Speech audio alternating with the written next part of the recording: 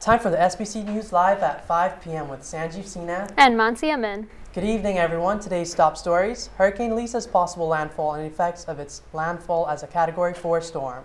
A new bill proposed to allow prayer and use of inspirational messages in school. A special report on the GOP debate held at the University of North Florida. President Obama's efforts for gathering votes in the upcoming election. Kidney sales in China result in charges against the doctors and hospital staff.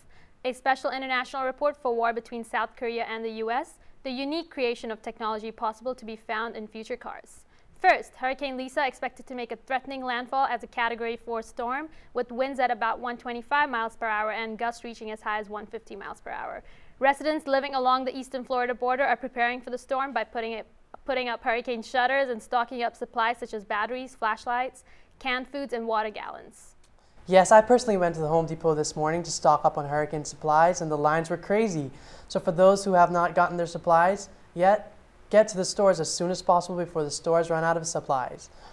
In a few minutes, we will hear more about the storm's updated track and the impact that it's going to have on our local conditions, along with the 5-day forecast with Young Choi. A bill allowing school boards to permit students-initiated prayer and other inspirational messages at public schools or assemblies is on its way to Governor Rick Scott. The House passed the measure on a roll call of 88-27 on Thursday, with Republicans for almost but not all Democrats against. It previously passed the Senate with 31-8 vote. Senator Gary Siplin, an Orlando Democrat who sponsored the bill, says it keeps students rather than administrators in charge of whether and how to deliver messages of inspirations. Opponents say it violates the constitutional principle of church-state separation and will almost certainly be challenged in court. U.S. Supreme Court decisions have banned state-sponsored prayer in public schools. So let's wait and watch the next move made towards making the change. Now, on to our Man on the Street segment. Students at the University of North Florida are thrilled about having the GOP debate being held in their very own campus. This was the first time that the university was on national TV, as CNN was the primary news channel covering this debate. On to Sarah, who is currently at UNF trying to interact with students to gather knowledge about their thoughts and opinions regarding this matter. Today I am live from the University of North Florida, where the excitement from the recent GOP debate is still in the air. Students at the university were thrilled to have this nationally televised event hosted right in their front yard and hope the publicity will help popularize their school. While many students did not get to actually attend the debate, there was a live viewing party here on campus and crowds rallying with support for the candidates. All in all, the students seem to be staying very involved in this impending election, so today we are here to find out their opinions on the matter. How do you feel about the debate being held on your campus? Do you think your university's reputation has benefited from it? I think it's really good for the school because it brings a lot of publicity, so I think there'll be more incoming freshmen, which is always good for the school. Has your campus hosting the debate increased your interest in politics? Yeah, definitely. I wasn't paying too much attention to it at first, but now that I've listened to the candidates' opinions on the issues, I've really taken an interest in it.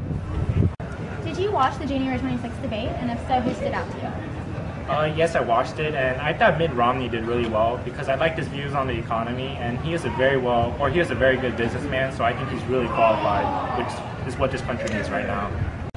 CNN exit polls show the majority of Florida voters thought the economy was the most important issue, followed by the budget deficit, abortion, and illegal immigration. What do you think is the most important issue? I think the budget deficit is something we really need to take care of as a country. I think we just need to stop spending the money we don't have. Thank you to those students who offered their feedback. It's great to see young people take such an interest in politics. Hopefully their involvement will continue and we'll be seeing more of this up-and-coming university. Back to our anchor. Thank you, Sarah. Seems like the students are extremely happy with the debate. Now on to the president's efforts for the upcoming election. President Barack Obama is turning his political sights on New Hampshire, the small but strategically important general election battleground, where his campaign hopes to shore up voter support. Though Obama easily carried New Hampshire in 2008, the president and his surrogates have paid particular political attention to the state in recent months. Democrats have been warily following New Hampshire's sharp shift to the right since the 2010 midterm elections. Obama is expected to promote his efforts to boost domestic energy production in a speech in Nashua, New Hampshire. The trip marks the president's second visit to the state in about 3 months. Vice President Joe Biden has been a frequent visitor to New Hampshire, and the First Lady Michelle Obama held a conference call with campaign volunteers earlier this week. Now on to Young for the update on Hurricane Lisa and the 5-day forecast. All right, thanks guys. And now we'll take a deeper look into Hurricane Lisa. As we see here, this is the center. The center of the hurricane is called the eye. The cloudy area around the eye is called the wall.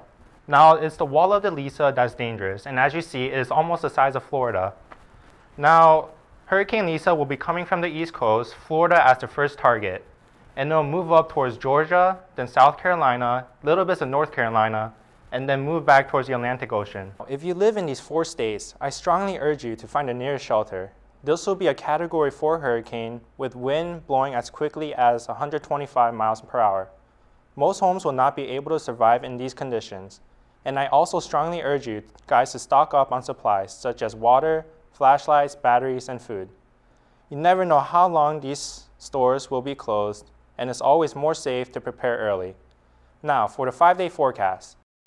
It will be a bit warm on Monday and Tuesday with temperatures reaching a high of 80 and 78 with a slight chance of rain. On Wednesday, the temperature will cool down a bit and get to a high of 75 and a low of 67. On Thursday, we will get a little taste of Hurricane Lisa with heavy rain and thunderstorms. And then Friday is the big day. I urge you guys to prepare early and wish you the best of luck and stay safe. Now, back to our anchors. Thank you, Young. Now with international news. Charges laid over illegal sale of human kidneys in China. A Beijing court has prosecuted more than a dozen people for organizing the illegal sale of 51 human kidneys worth about $1.6 million in one of China's biggest organ trafficking cases. The ring, headed by Zhang Wei, helped scores of customers find organs by paying mostly young and poor men approximately $25,000 each. Their kidneys were sold for about $200,000. According to the state-controlled People's Daily, the Beijing Hayden District People's Prosecutor held actions towards Zhang and 15 others involved in the scam, including some doctors from state-run hospitals. According to reports, an operation room from a township hospital in Jiangsu province was set up between March and June of 2010, where more than 20 kidneys were removed from living sellers and sent to Beijing for patients suffering from kidney disease. Zhang then purposely moved to operational base to Beijing in the second half of the year to ensure easier transportation of the organs and to minimize their spoiling. Police busted up the ring in December. The involvement of medical staff in such illegal acts reflects management loopholes in hospitals. Strengthening professional ethics of doctors is important to wiping out the illegal dealing, said Zijun, a professor at Peking University School of Public Health, told the People's Daily.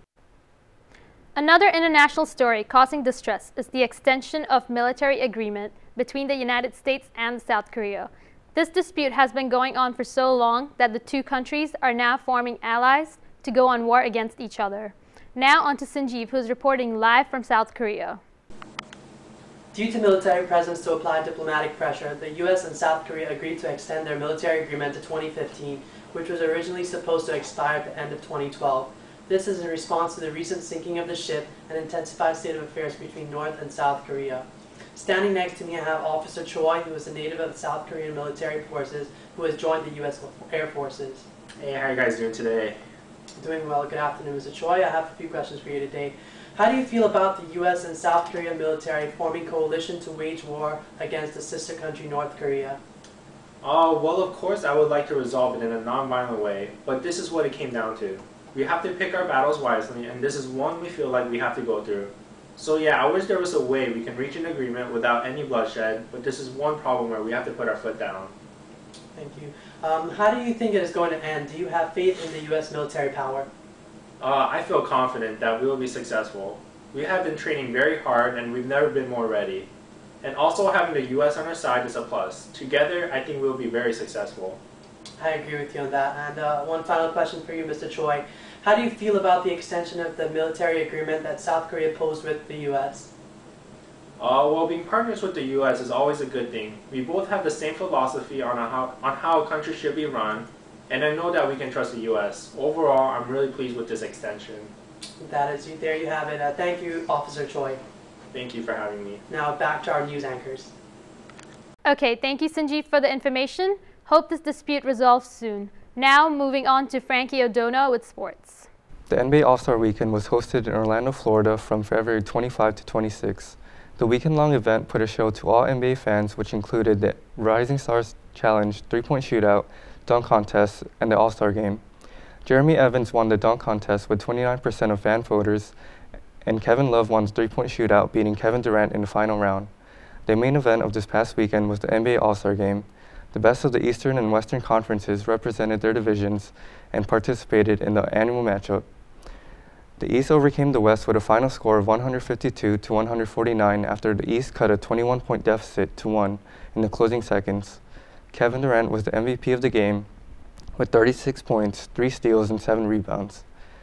Kobe Bryant recently broke the record for most points scored in a career in the All-Star Game, breaking Michael Jordan's previous scoring record. In an interview, Dwayne Wade said, "That record he got tonight, with KD in the league, I don't know how long it's going to last." LeBron James scored 36 points, 18 of them from the three-point line. Speaking of LeBron James, he did not participate in the dunk contest once again, and many fans are disappointed. In an interview, he said, "Personally, I don't know if I'm a dunk competition kind of guy, and I'm more of an in-game dunker, but I don't definitely take that for granted. They are unbelievable talent, from these guys all the way up to the NBA, high school guys as well. Just gotta have hops and creativity." All-Star Weekend is finally complete, and to cover some clips showing highlights of this year's special event. Table tennis has become a growing interest in the United States, played as a form of recreation, but other than the ping pong that many people see in pool bars and basements, is a sport that is taken very seriously around the world, including the University of North Florida. UNF has their own table tennis club, and here is a special inside view on the players that play table tennis as a competitive sport. Here are 3 facts about table tennis that not many people are aware of. 1. Table tennis became a medal Olympic sport in the 1988 Summer Olympics in Seoul, South Korea. 2. Table tennis is the most popular racket sport in the world and second overall in terms of participation. Over 10 million players compete in sanctioned tournaments around the world. A modern table tennis match at the elite level lasts on the average about 30 minutes. Top players often smash the ball at speeds exceeding 100 miles per hour. Thank you, Frankie, for those intense sports updates. And now here with our viral video of the week, which our reporter Quinn will be presenting to us. Thanks, Sanjeev. The band OK Go has been notorious for its imaginative and original videos, and its latest for the song Needing Getting is no exception. This time the band played the instruments used in the song with a car. The video took 4 months of preparation and 4 days of shooting and recording, and parts of the video were used in Chevrolet's Chevy Sonic ad, which premiered during Super Bowl Sunday. Let's watch. You guys ready? Yeah.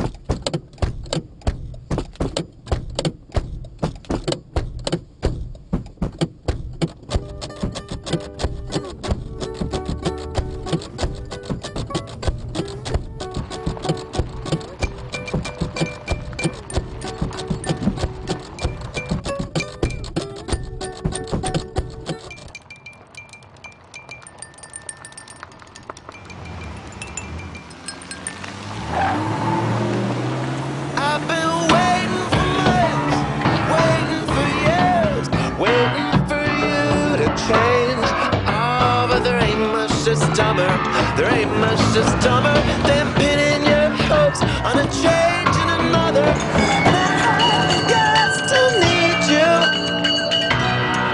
What good's that gonna do? Needing is one thing, and getting's another.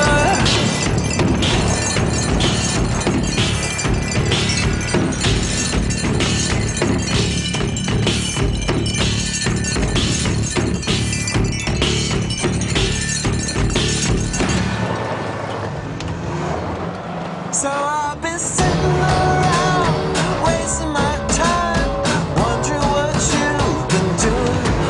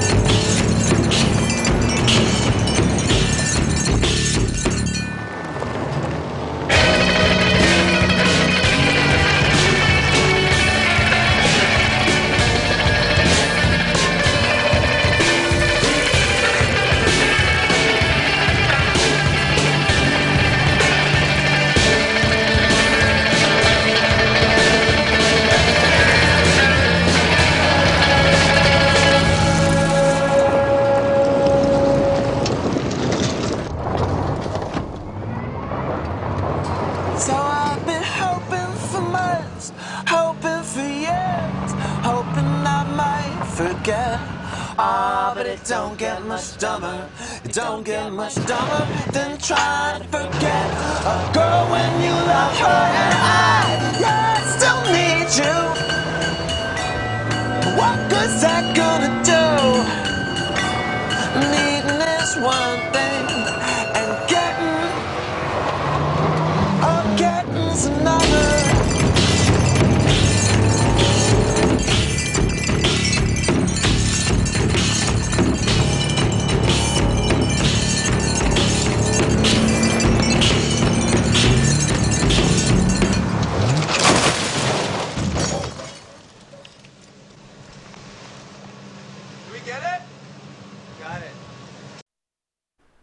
Now, for our next story, devices created for cars to be able to communicate with each other.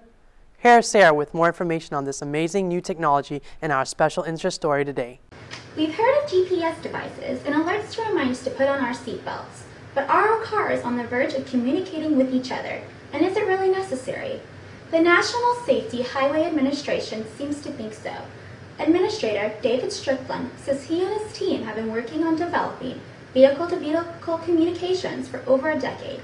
This emerging technology is intended to prevent collisions through the exchange of signals between vehicles.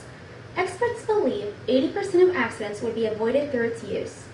Major automobile manufacturers such as BMW and Ford have jumped on board and are working to implement their own advanced communication systems, with hopes it won't be long before all cars can sense threats, calculate risks, advise drivers, and assume vehicle control.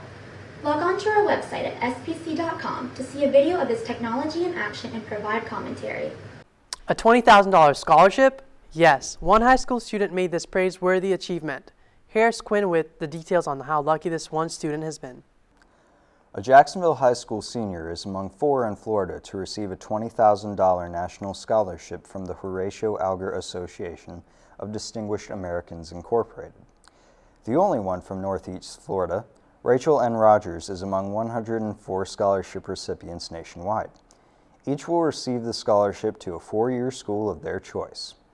They also will be honored during an awards ceremony next month in Washington, D.C. The students were selected to receive the scholarships because of the courage they demonstrated in overcoming personal obstacles to obtain academic success. Every year, the association disperses over $7 million in scholarship money to deserving high school students all over North America through its various scholarship programs. Congratulations to Rachel and Roger for this wonderful achievement. Wish I would have had that in my high school career. I know, very special, congratulations to those two students again. Now, that will be it for our evening segment. We'll be keeping a special track of Hurricane Lisa, and we'll be giving more of that to come in our new segment at 7. Have a good night. Have a good night.